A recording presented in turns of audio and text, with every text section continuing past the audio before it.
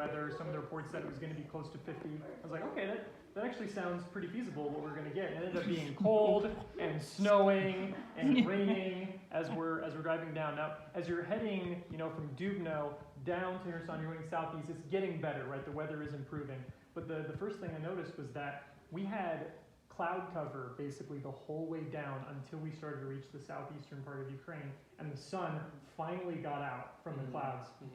So as we pulled into the church, all of a sudden it was peaceful and still, and it was like a 45, 50 degree day, and we had this beautiful weather to go unload. That semi. Yes. It was incredible. And there was quite a team there at the church waiting for us to help unload that truck. So just before we dive into a video, just want to kind of so Kherson, that's the city that we went. So Kherson is southeast Ukraine. That's where Luda's dad is pastoring over there. I mean, he's doing an amazing job. I'll tell about him a little bit later. So it's about, I would say, 600 miles away from Dubno, a little bit more, maybe 650. Yeah, 13-ish hour drive. But we had to spend a night because we can't get to Kherson after. There's a curfew, so the whole city shuts down at 8 p.m. and no travel is allowed in at that point. Yeah, police stops you and they search the cars, and if you don't have certain documentation, if you're not chaplain, if you're not in the military, or you're the pastor of the church who's running around the city all the time, so you can get into the jail for a few days until they get your identification, and then you can be released. So we were traveling by kind of like a cargo van. So with the seats. With seats. Yeah, few rows. That's important. Yes. So semi truck. So my cousin, he drove with his driver, and then with us, my dad, Gary, Ian, Max, my cousin. So my dad and my cousin went. You're gonna hear about all of Ivan's cousins on this trip.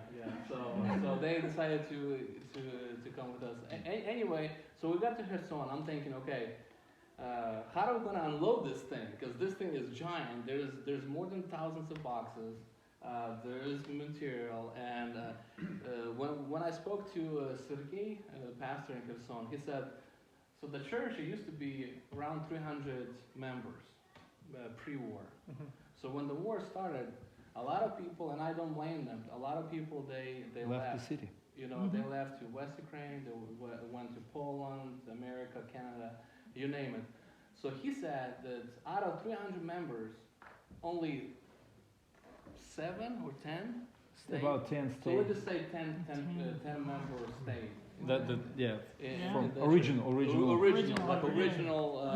members of that church, and a pastor, wife, and their church staff. So I'm thinking, okay, so they only have 10 members. How are we going to unload this thing? And there's no forklift.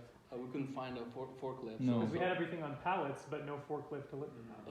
So there was a forklift to load it. Yeah, to load it in Dubno, but not to unload it.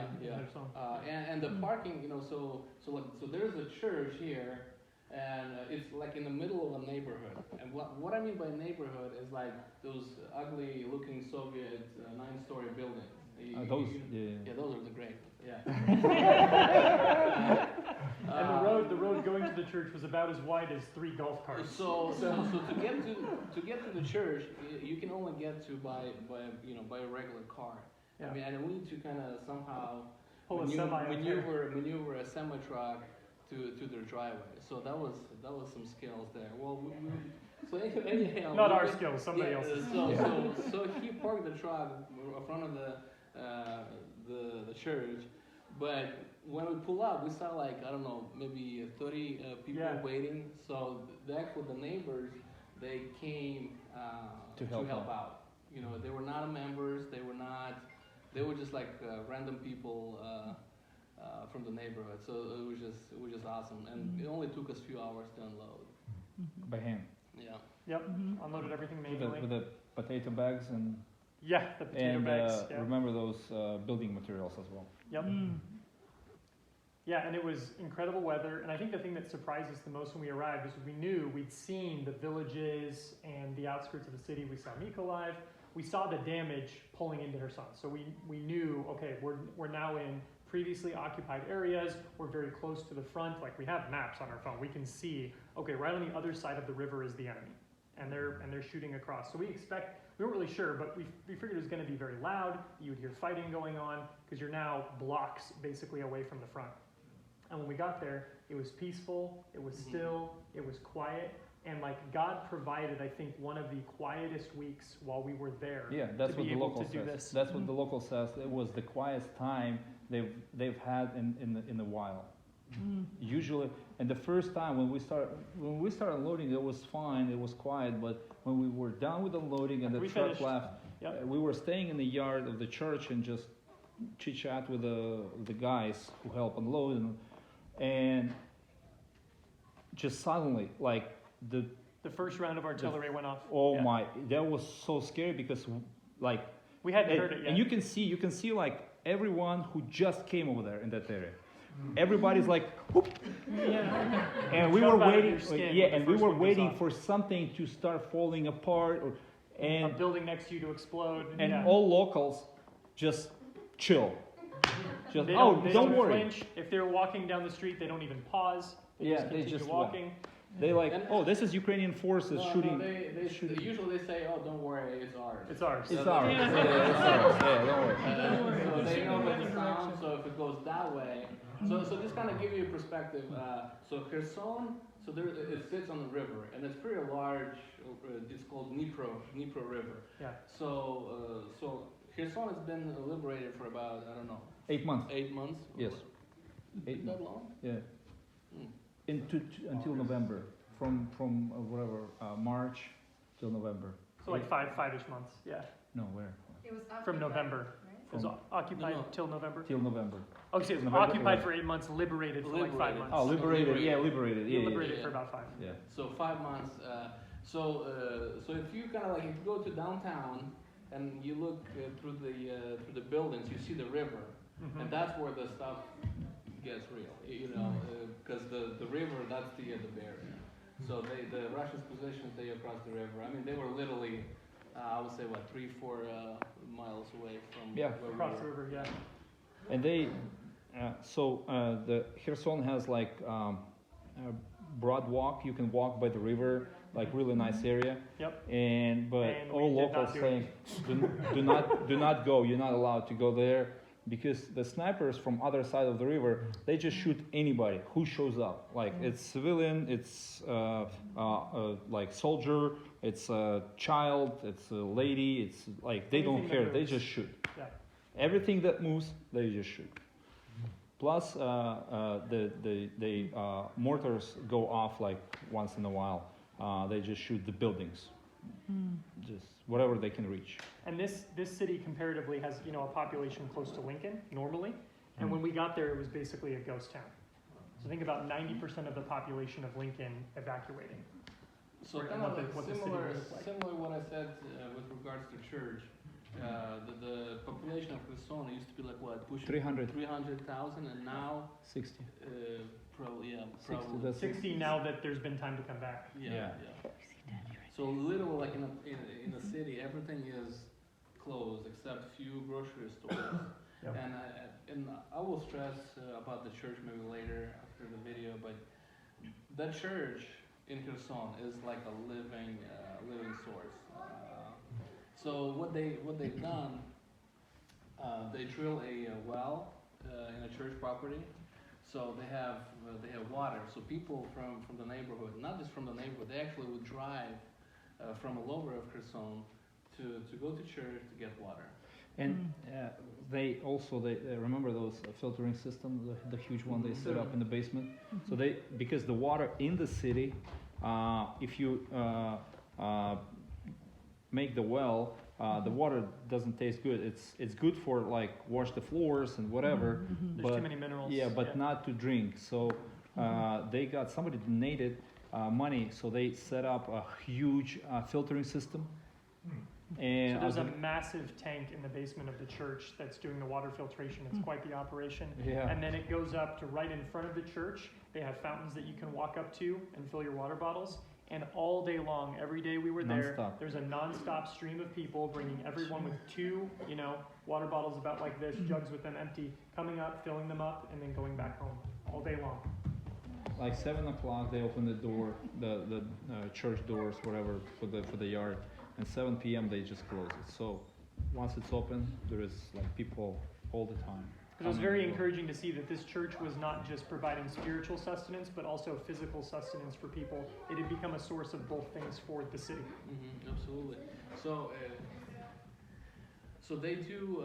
They give out like food Twice a week. twice a week. I think Monday and Friday. So we were there Friday. Mhm. So we got there Thursday. We unloaded it. We were there Friday. So I woke up about, I don't know, I think 7 o'clock. I went outside. I'm like, okay, what's going on?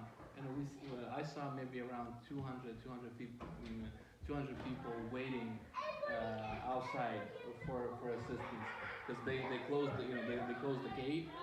So the process is they would come in, they have to check in, and so pastor, he's a very clever man. So he doesn't want to just give boxes to people. So he has a service, like a small service of 30 or 45 minutes. So he would lead a small Bible study. Well, that Friday we did that. Mhm. We sang and Gary spoke, or maybe my dad spoke. Your dad spoke. Okay, yeah. So I think maybe around 150, 200 people came. Yep. Yeah. For that first service. First service on Friday morning, and then that Friday morning we gave away, I would say, 250 boxes, Yeah. approximately. And so after that church service is when we started driving out to the villages in the Yeah, Arizona region. But remember, the day we unload the truck, the semi truck, we preload the little truck Oh, that's right. to go for the villages, and we have to preload because, and on that day on Friday we're supposed to visit 3 villages, so we have to Have fulfill- everything loaded yeah. up for the 3. for the 3 villages. Yep. And then we went on a road. The first village we came, the one that got, you can see maybe the other ones they also, but what we see like probably got the most devastation in the area because it was kind of close to the border with the other region, and there was Ukrainian forces and terrorist forces that was shooting with the missiles, and we see a lot of You're talking about Alexandrovka? yes, the tank trucks in the yards of the people. So like there was personal carriers vehicles that burned down right in somebody's front yard. Like this is insane. Yeah, the village had been through so much because at the very beginning of the war, since it was so close, the Ukrainian army had set up there as a place to defend. So originally in the early Mhm. months, Ukraine was there defending, and so of course the Russians are attacking and shelling that area. Well, eventually they had to retreat from the village. So most of the village has to leave. This village is a population of like 2,000 people. It was considered a bit of a resort because it's right up against a little inlet of the Black Sea. So it's very, very beautiful. So people would come to this village and visit just to kind Open of take, waters. yeah, like open waters, people take in the sights. It's got fishing. a beautiful area there. And so the Ukrainian military gets pushed back. The Russians come in. They occupy the village. Basically, every home takes some level of damage or complete destruction. And since the civilians got pushed out, the Russians would literally just be occupying and living in these people's homes and ransacking anything and everything they could find. So when they returned to their homes, they found their homes largely destroyed, if anyone had been inside. Yes, and also we saw on when we went to the Sunday when we went, and there is a policeman, and we asked him about tell us what you noticed, what did you see? He's like, yeah, you see those bags, and there is one building partially destroyed with Hundreds. hundreds of bags full of clothing. and we like, okay, It's a very odd sight. what is that? And he said, oh yeah, that's Russians. When they came, they go through each house, they pick up everything, all clothes, doesn't matter, for ladies, for guys, they don't care. So what they did, they pack it in the bags, in a big, like garbage bags. They pack it there, and they decide to take it with them. But since Ukrainian army was so fast to liberating, out, yeah. push them out, they leave it everything there. Yeah, they left it. Yeah. And so it was just, the weather is pretty much same as Nebraska. So you can see all 4 seasons in one day. Okay, so pretty much the same. And like the rain is there, then it's sunshine, then again it's super windy. And all these clothes is under this weather, just on outside. And I'm like, okay, why ask him why people doesn't take it back? And he's like, they discussed it. They don't want to take it. They don't want to touch it. After these people touching their It's been clothes. corrupted now. Yeah, so they don't want to even like have any. They don't want to have anything from this pile. They just leave it there. Nobody want to take it. Only what they took was propane tanks. So in Ukraine, some people they use a propane tanks, and it's like this tall, this wide for the propane to cook. Yeah, for running like a summer And, kitchen or yeah. Russians, when they were running away, they pick up every single propane tank to make this. They the tried crafts. to tie them together so they could float across the river to escape. Yeah, on a propane tank, and one of those propane tank could be full. Yes, if it's blow up, it's yes. Yeah, it's about as bad of an idea as it sounds. Yes, so they drop it there as well in a pile. So people just go back and pick up those tanks, but nobody touch a single bag of clothing. So this was hard to see. It was like it was hard to talk to people, to listen. Not you don't have to talk to people. All what you do, you just like ask the question and just be ready to listen for like few hours, and just these people, they need to talk it out. Yeah. Yeah, we spoke with many locals there, and there's a few ladies that we spoke to for I don't know, for 45 minutes or more. Yeah. And you know, the stories they told us, they were horrific. One lady was saying the story. We were in a Sunday school where the lady, she was feeding kids even during the occupation. So every Sunday, like when you're talking about feeding, it's not just snacks. It's full meals, like a full table. There is about 45 kids come in on Sunday service and Sunday school, and they just, after that, she feed them all. So, and she was telling, so Ivan was asking her questions, he asked few questions, and she just started open up, and she just like tell her story, what happened. And Ian said, I cannot catch up with her. She's talking too fast, because Ian's Ukrainian is perfect, much better than mine. So he's like, he nudged me, and he's like, hey, can you translate it to me? Okay, let's do it. So I was translating, and the lady, I mean, they don't have like practice with the translation, so she just putting the whole She would never information. pause for translation. Never. It was a steady stream. Yes, and I tried to catch up with her, so I cannot even breathe.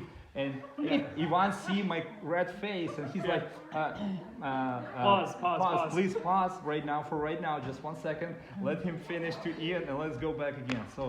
So that's how they eager to talk this out. Yeah. They just need to. The best thing I think in this trip is for us to have these personal connections with the people, and that's probably was one like top things. And it's one of the ways that we found, I think we talked about this before we left, that we would find needs that we weren't aware of yet, right? And that, that lady that we were talking with revealed that she was getting ready to leave because, the Russians have occupied, they're in the city, they're doing, all sorts of just unbelievable things. So she's getting ready to leave. So she had money set aside to pay for the fare so she could take a bus out or something like that. And then when And- she and was ready to documents. leave, and her documents, and she was getting ready to leave, she couldn't find her purse that had her documents and her money in it. And so she's sitting there, and it took her 2 days. She could not find her documents or her money, so she couldn't leave. Mhm. And so she's just praying to God, going, God, what are you doing? Like, I was ready to go. Are you telling me now that I need to stay? Like, why? And Why can't I one find second, this? she has a daughter who is 16, and she was afraid that she can get raped. So that's why she was eager to leave. Yeah. But without money and documents, she cannot. So she stay and she just pray. Ian, go ahead. Yeah, so she realized that she believed God was telling her to stay. So she stayed and ended up helping basically become the school teacher for all the kids that were still left in this village. And there were dozens of these kids that are still here. So she took over basically as the school teacher for this village and was doing it and was sharing her story with us. So the need that we discovered was that they didn't have any internet. And that as a school, that was going to be very important for them to continue to be teaching the kids. And the total cost for them to come out and basically prepare a line to provide internet and then provide internet for an entire year was $200. That was the cost to provide a year of So internet. thank you that you provide this to them. So that's So the that's money that big. was raised by everyone that donated provided internet for them. Yeah. So thank you for that. That was the thing we And discovered. yeah, and she was really scared because there was a situation when somebody went through her front yard and sent a text message to Ukrainian forces, and Russians, they interrupted and they came at 6 a.m. and said, "Hey, where's your phone?" She's like, "What's going on?" And they said, "We interrupt the text message was sent from your yard, so bring all phones to us." And so she's like, "Who else in the house?" It was her and her daughter. So she wake her up. She brought the phones. They searched through the phones with a special software where they can recover anything that was deleted on the phone. So it was not her or her daughter who sent the message, and so they said, "Okay, don't leave anywhere. We're still gonna check on you once in a while." So they were looking for her because neighbors said that they've been asking about her questions once in a while, like every other day or so. And so yeah, that's how they live under occupation, under like total fear. Yeah, it was constant intimidation tactics, constantly. And there were stories that were shared with us of, some things that are, sometimes just too horrible to even speak about. But there were people that were killed for absolutely no reason. There were people that were killed where, a man would see his neighbor killed and he would say, "Let me go bury his body," and they wouldn't let him go to his body for days. Wouldn't even let him have access to the dead. So, these stories were shared everywhere we went. So the lady that we brought her roof materials because her roof was damaged. So she was talking to us for a while, and she said that she saw it's one point at one time, one day, a Russian soldier on a pickup truck just driving like a crazy person and with a machine gun On a pickup truck and just like randomly shooting the house for no reason. Driving through a village doing this. Yeah. Like in a high speed and just shooting the And machine then gun. if you look at there's some videos.